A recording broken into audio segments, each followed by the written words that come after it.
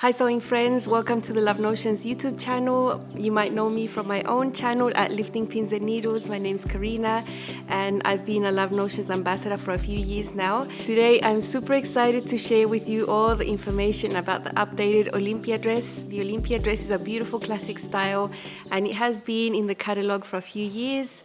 It's had a big update, size increase. So in the past it would only go up to a size 3X, 51.5-inch hips, and now we can find it up to a size 5X that will go up to a 59.5-inch hip. So that is great because this pattern is going to work for more people. This is a pattern that is a fitted bodice and it has individual cup sizes. In the past we only had from B to double D cups available, and now it goes from A to double D cups. Now you're going to get a much better fit if you have a smaller chest, so that is always good. And it's been tweaked, little bits here and there to make the fit even better than it was before. Now because the Olympia has been retested and this is a re-release, it will be on a special sale price for this whole weekend. This is Friday, so it is the feature Friday pattern for today. That means that it's only $5. If somehow you miss the sale for today at $5, you can still get it discounted on Saturday and Sunday. It'll be $3 off from the regular price. So still it's better to get it today, right? You can get it discounted in the weekend as well. You can find my affiliate link down below in the description box of this video and in the pinned comments. If you do want to purchase from there, I do receive a commission from that sale, and that supports all the work I do creating all this helpful content. I'll just mention the features for you if you don't know the pattern. You can see the line art here. This is a dress designed for knit fabrics. That means that they stretch. The seam of the bodice is meant to hit your natural waist. And below that you have an A-line skirt that is not too full and it's not straight either. I think it's just the perfect amount of volume for this type of silhouette. For the sleeves you have options. You have a sleeveless cut line which is slightly narrower here on the top, but it still keeps the same shape from the middle of the armhole down, so you'll get a nice amount of coverage here for your arm. And on the sleeve piece you'll find short sleeves, elbows, 3/4 and long. All these hems have been trued, so you'll see little triangles poking out of the sleeve pattern piece, but that's good. That means that you're going to have a nice hem. The shining detail here of the Olympia is this beautiful V neckline. The construction is really clever. You get a really nice sharp V that is not too deep, it's not too high either, and it's just so easy to sew with an integrated facing. The technique is called a reverse shawl collar. The back of the neckline is sort of integrated onto the front bodice, but don't think that's scary. In this video I'm going to show you exactly how to sew this step by step. So we'll get into that a little bit later. It's just so nice. It's just such a nice V neckline finish, very beautiful. You will always have that center front seam there, so it's something that you need to consider if you are thinking of working with prints that might get disrupted a little bit. As I mentioned, it is for knit fabrics. This pattern will not work with any type of woven fabric. You need to have at least 25% stretch, horizontally and vertically. It is a fitted bodice, so if you use a knit fabric that only stretches horizontally and nothing vertically, you might end up with a really uncomfortable fit on the armhole, the sleeves, and the bodice might end up being shorter than what you expect it to be because you are counting on that vertical stretch for the fabric to go over the bust and fit properly at your waist. So definitely find a knit fabric that stretches horizontally and vertically. You can use a variety of knit fabrics here, from lightweight to medium weight to almost heavyweight. It just depends on the look that you're going for. I've made these dresses with rayon spandex, which I would say is a light to medium weight fabric. I've made it with ITY, that is very light. When I make dresses with ITY, I tend to double up the back bodice. One easy way is just to cut 2 pieces and just baste them all along the edges and treat them all like one piece. And then you just get a little extra support at the back, and you can prevent sometimes bra lines from being seen when the fabric is very light. So that's one little trick you can use if your fabric is super lightweight. I've got a type of mystery knit that is textured, similar to piqué this time, and a rayon spandex. I think an athletic knit would be amazing.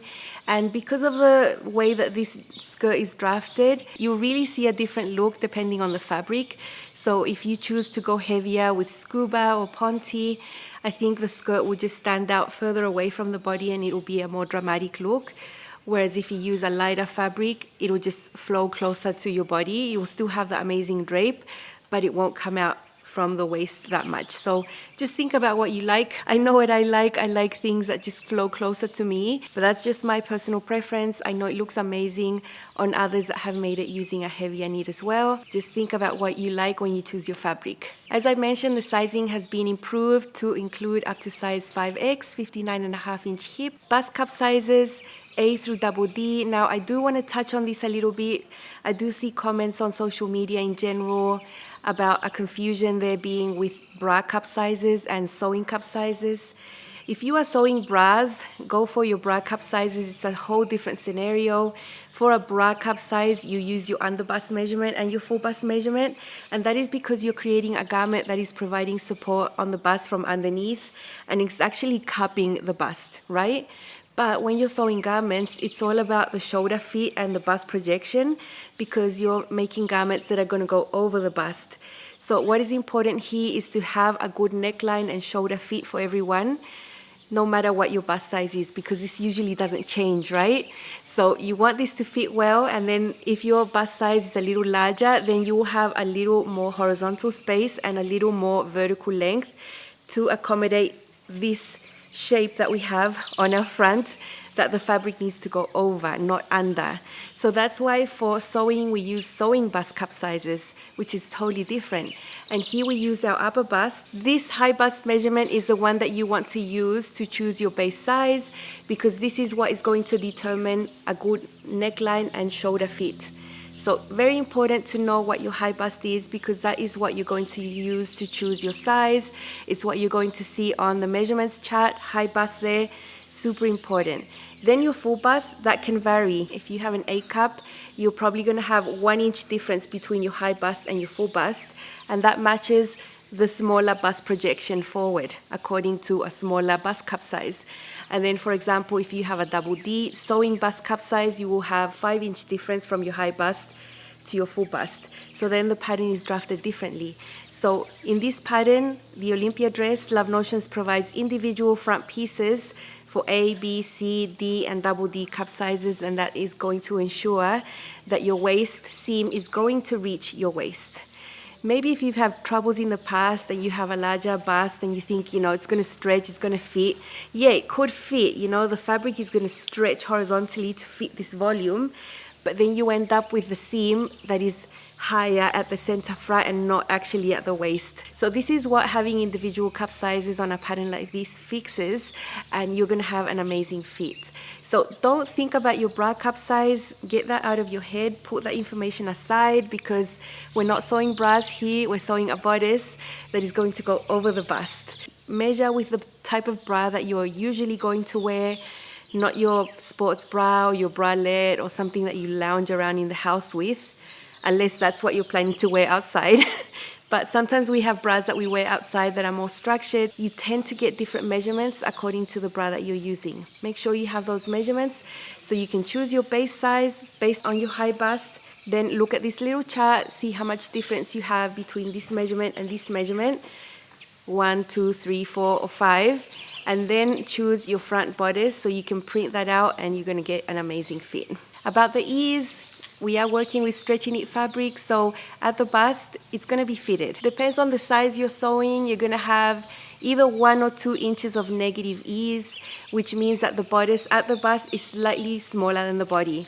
That needs to happen so that you have a really nice V that's close to your chest and nothing is gaping. So don't be scared that the measurements look smaller there. They have to be. It is a knit fabric, so that's fine. When you get to the waist, you have a little bit of positive ease.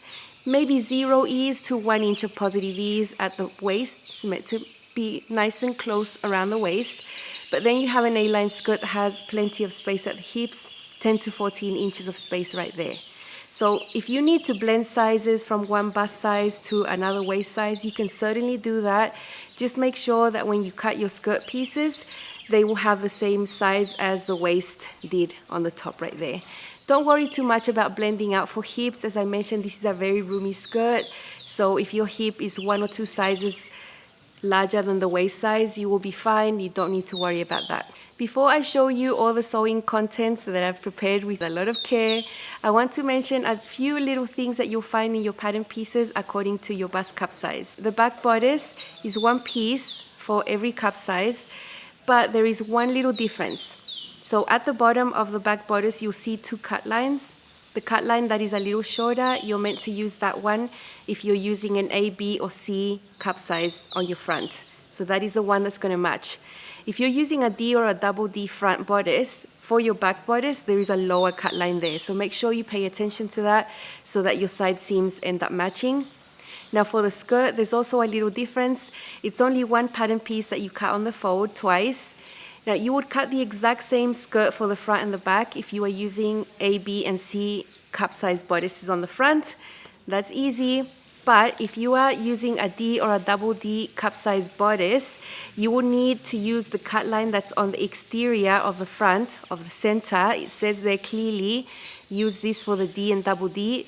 That is the skirt that you're going to use only for the front. So you have a wider skirt only on the front. And then for the back, you will use the same one, the inner cut line that you see there on the pattern. So if you are doing the D and double D cup sizes, make sure you pay attention to those details. I'm mentioning them here. I do mention them again when I show you the pattern pieces, but they are important so that you end up with pieces that match. Now let's see the fun sewing segment where you are going to see exactly how to put this reverse shawl collar together, this V neckline in nice detail. So you don't need to be afraid of anything like this. If you've never done a technique like this before, you will surely be able to do it and follow along. Let's see. Here we can see the bodice pieces of the Olympia. The back one is cut on the fold. You can see there's a slight curve there. It's a little shorter at the center back. It's supposed to be like that. Now my cut line here is for the A, B, and C cup size bodices. If you are sewing a D cup or a double D, then your back bodice will be a tiny bit longer right here. There's a different cut line on the pattern, so make sure you pay attention to that. This, in my particular case, is the sleeveless armhole. It's a different cut line on the bodice. If you do want to put on your sleeve, it'll be wider here and it'll still have the same height here at the bottom. For the front, you have individual cup sizes for each bodice front. So you have A, B, C, D, and double D. Mine is a C. You can see that it's slightly curved, longer in the center front. That's to accommodate for the bust volume here according to the cup size. They will all have this center front seam there that pivots right there and then finishes this way. That's how the V neckline is finished. This part that is on the top here of the front bodice is actually part of the back neckline, and that shape you see there has got to do with the fitting, so don't think that's a mistake. It's supposed to be like that so the neckline sits nice and close to your neck at the back. Over here we have two skirt pieces. They are both cut on the fold. Because I'm sewing a C-cup bodice, my front and back pieces are the same. But if you are doing a D or a double D bodice, your front piece will be slightly wider. So there will be another cut line there for you to use if you're doing the D or the double D. In that case, your front will be slightly wider than your back. This is the piece that we'll use to finish the sleeveless armhole if you're doing that. This can work either as binding or a band. It depends on how much coverage you want. This will be actually the back neckline, only it's integrated into the front bodice. You can see it has that shape there. This is created so that this area here sits close to your neck and doesn't gape. If you have a light colored fabric, it would be easier for you to mark your seam line there at 3/8 of an inch. I've done that with a friction pen. I think that helps with accuracy right there. Down lower, you have these little marks. These are areas that we're going to snip into a little bit later, so they really need to be marked properly right there so that it's all accurate here and there. Now this is the center front, and I have also taken a friction pen and marked my seam allowance or my seam line here so that it's easy. So 3/8 there, you have that dot on the pattern, so that's where you connect this line here, and then from this edge you go and connect to that dot there. It gives you exactly 3/8 seam allowance, and that is what we need to sew first to put all this area together. If you really don't want to finish the seam, you could leave it. Knits don't fray and tear apart like wovens do, but for the neatness of it and how it's going to look inside, I would suggest you finish this somehow. Here I'm at the serger. In essence, you could pin these together and just serge the edges, just being careful to pivot right there. You won't get a sharp point, but you don't need one. So you could do it together or you could do it separately. I'm going to just do one layer and then the other layer.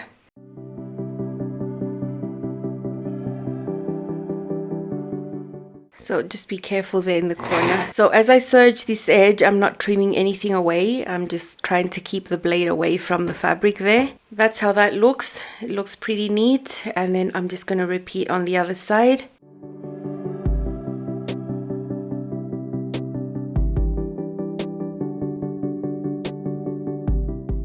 I've kept my two front bodice pieces together. So this is what we have finished right there. Now the other section that needs to be finished before sewing is this point there and the other side. These of course have to be done separately. There's no way you can serge these together. These are in a way integrated facings that are going to be folded onto the inside. And then we repeat on the other side.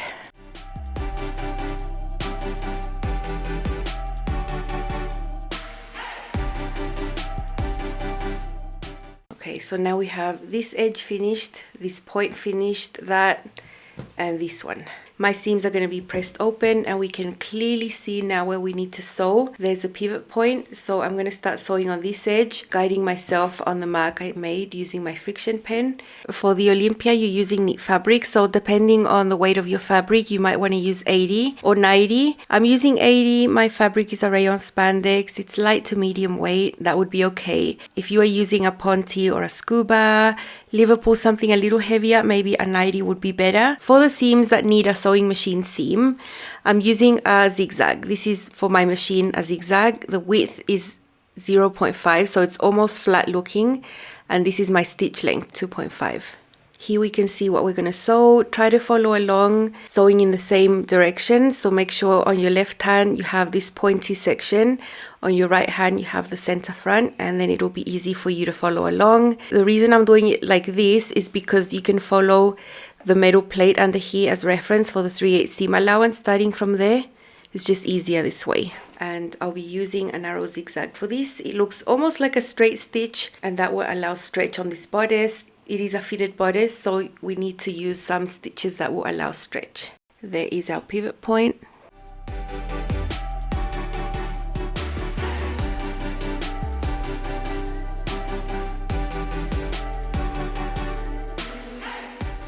And then we go all the way straight down.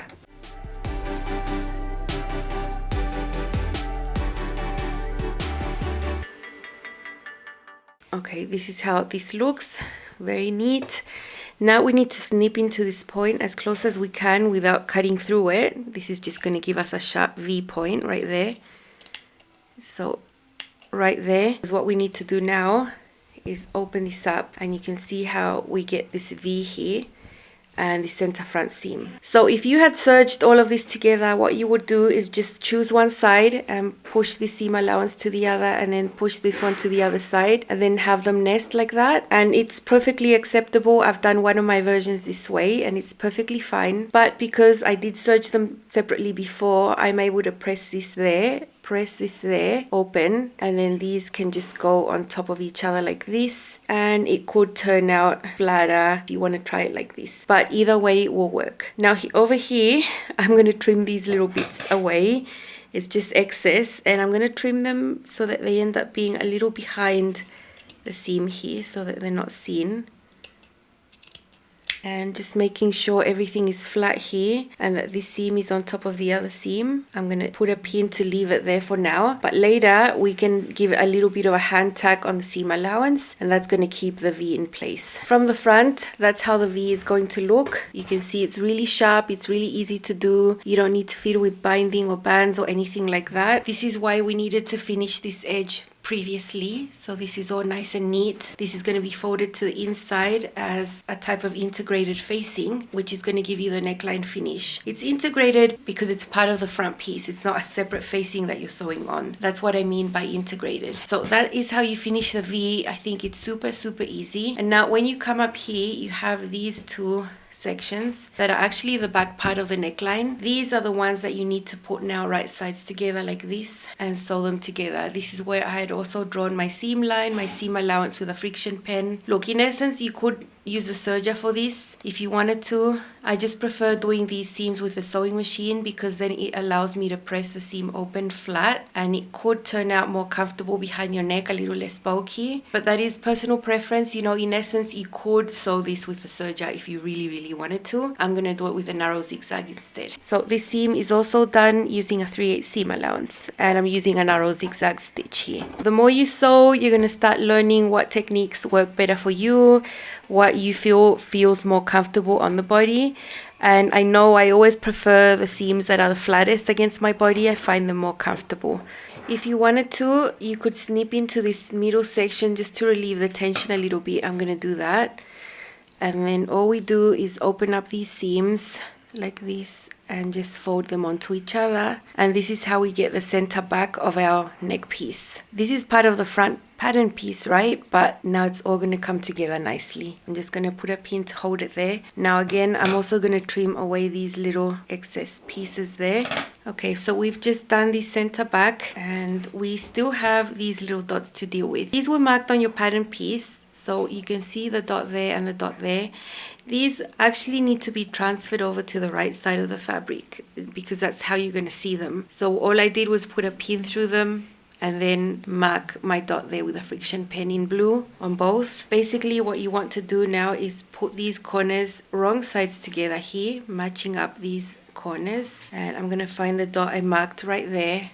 Put a pin through it, find the dot on the other side so that they're on top of each other. This is going to be the shoulder piece right here, and then this is the back neckline, and we go to the other side and I've done the same. You can see the dots there. I'm going to do the same over here, put this area wrong sides together, find my dots. There's a dot on the other side, pin them, and now we're going to do a stay stitch all along the neckline and this shoulder area. So here you can see what we're going to do. There, pivot along the neckline and then pivot and then off to the shoulder. And we're going to do this a hair under the 3/8 seam allowance, and it's just going to be a straight stitch. It is a stay stitch. We still haven't sewn this to the back neckline. I can see the dot where I'm going to pivot here.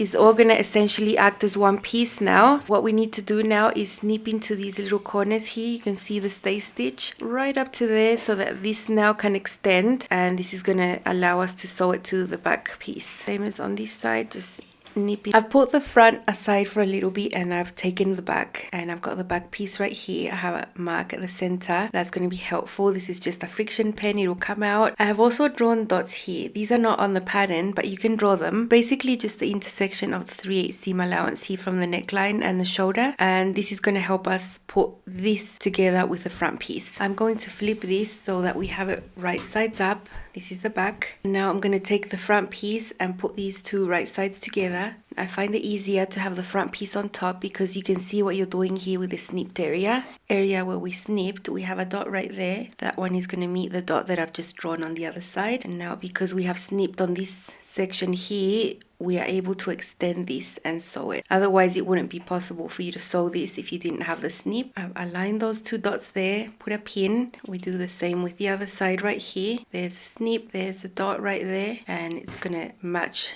the dot on this back. Now we can meet both shoulder seams here. The front one has this extra that's from the integrated facing, but you can see these have the same length here.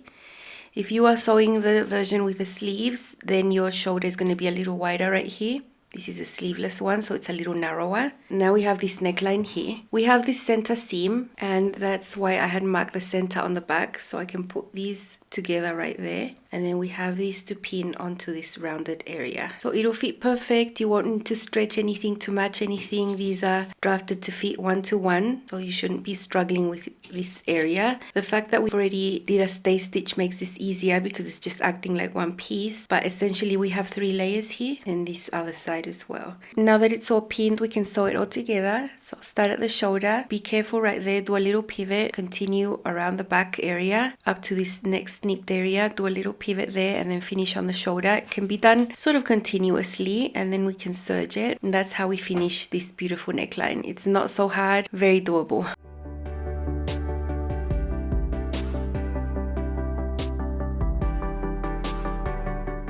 So here we're almost at the area where I'm gonna pivot. I'll be careful to pivot right there but not form a pleat here.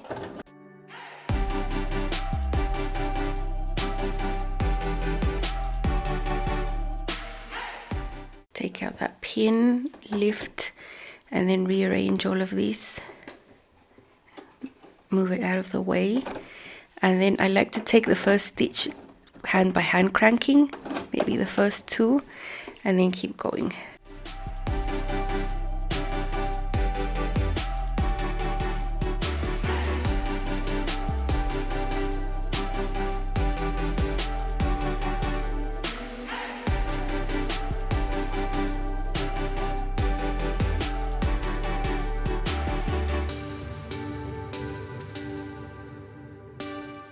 Rearrange all this excess towards the other side and keep going.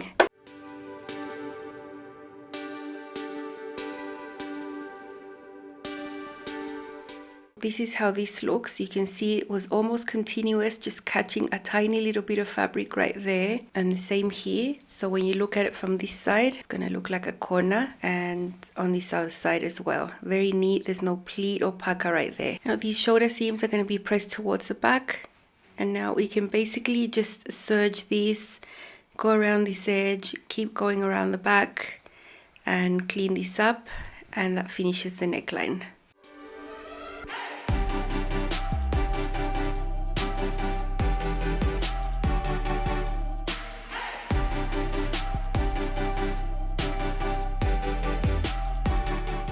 Okay, so that's the neckline totally done. You can see it was not too complex to do. And then after you've done this, then the rest of the construction is very simple. If you are sewing sleeves, then you can sew them in here on the flat and then sew the seam of the sleeve with the side seam in one go. If you are doing the sleeveless, then you would just place these right sides together now and sew your side seams. There are two ways you can sew your skirt on. It's up to you. One is that you can sew your front skirt onto the front bodice and then sew your back skirt onto the back bodice and then sew your side seam continuously all the way down in one go. Or you can sew your bodice, you can sew your skirt and then attach it at the bodice and then sew it on the round. I think it's personal preference. Otherwise, I think this is the most interesting part of the construction, and I hope this helps. I have two brand new dresses to share with you that I've made for this video in this opportunity with the updated pattern, but I have made the Olympia dress twice before with the older pattern. The visual, the style, the design doesn't change really. It's just little tweaks that have been made, and I just wanted to show you them so you can see some sleeves. In this opportunity I haven't made any sleeves. I've made mine sleeveless because it's hot here and I tend to get the most wear out of sleeveless garments. So the first one I made was in 2019. This one has been worn and worn and washed and washed and washed. I don't even want to show it to you because that lovely red animal print is really faded now. It looks pink. Usually what happens with garments that I've loved and worn so much is that they just turn into pajamas. They're still fine. There's no holes. It's just that the fabric is really worn and faded from so much love and wearing it. So pajamas, but beautiful pajamas. I love that dress. Very pretty. You can see I have a longer sleeve right there. Lovely dress. Back then I made a size large with a C-cup. No fitting modifications required for my body at least. I did test it with a little muslin just for the bodice and it was perfectly fine. Then at the beginning of the year I made one for my sister-in-law in an ITY knit. Super pretty dress. As I mentioned, I like doubling the back, and that's what I did for that one with her. Just cut two back bodices, basted them all around the edge, and then it just acts like one piece. Super easy, and it just makes the dress feel better on. It gives you a little bit more support at the back, and it's just a better feel for such a lightweight fabric. And for her, I made a size small with a B cup, and I think it fits amazing. I think elbow sleeves always look really nice because they end up hitting exactly where your waist is, so it just looks really balanced. She wanted her skirt slightly longer around mid-knee, so I did lengthen it for her by 2 inches. Really lovely.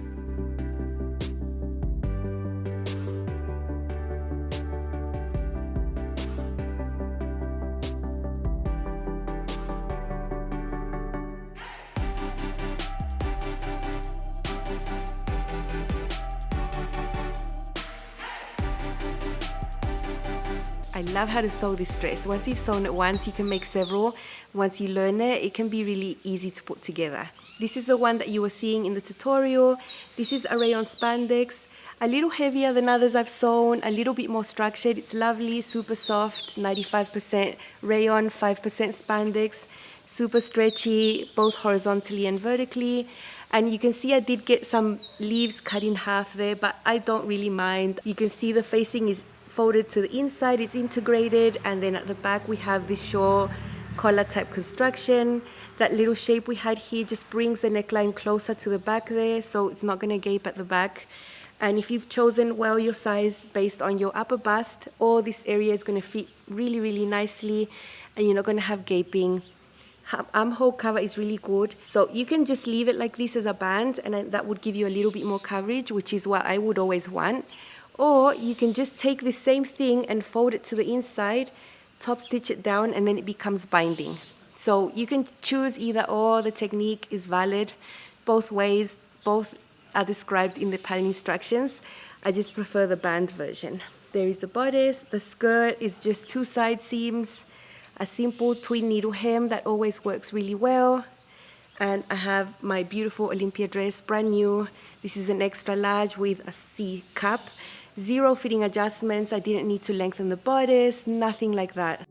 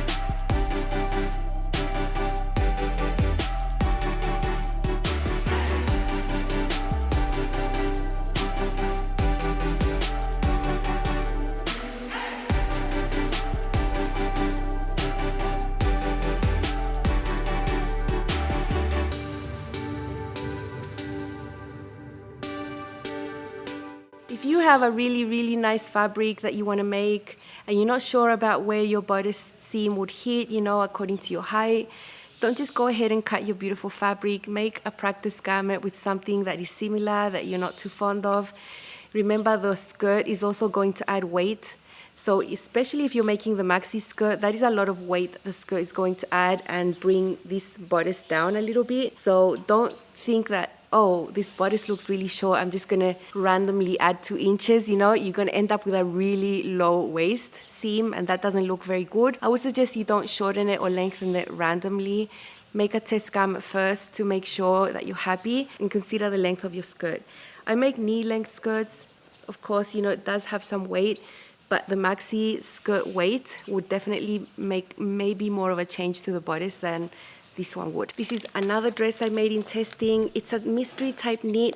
It's got slight sheen on the sort of grayish material. It looks silver, and it's got black. It's a type of zebra print. Love it.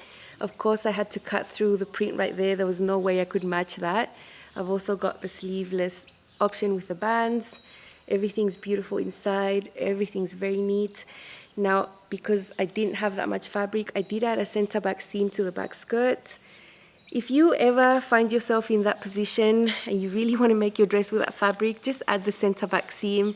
It just helps you place your pattern pieces in a way that sometimes can be more fabric friendly than having both on the fold. And it's pretty busy at the back, it's not terrible to have a seam there. You just add a little bit of seam allowance there and sew it, and then you just pretend it's been on the fold. That's what I've done here. And because this is a fancier dress for me, I really didn't want to have visible top stitching on the hem, so this one's been done by hand. My mum had some fun there watching a movie while she did my hem by hand, and I think it's beautiful. So you can do hems by hand with knits if you want to. It's not that you can't, you can. And that is my second dress.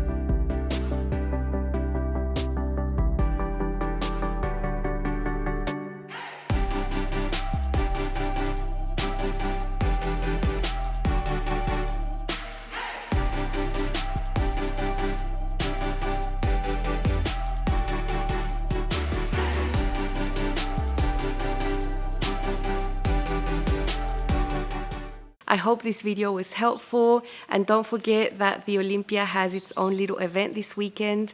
Today, Friday, you can purchase it for only $5, which is a really good deal. You get a really nice pattern for only $5. And then Saturday and Sunday, you will still get a discount, $3 off the regular price. Regular price is $12.50. It will be on sale for $9.50. So you can still get it for less through the rest of the weekend, but definitely today, Friday, is the nicer day to get it.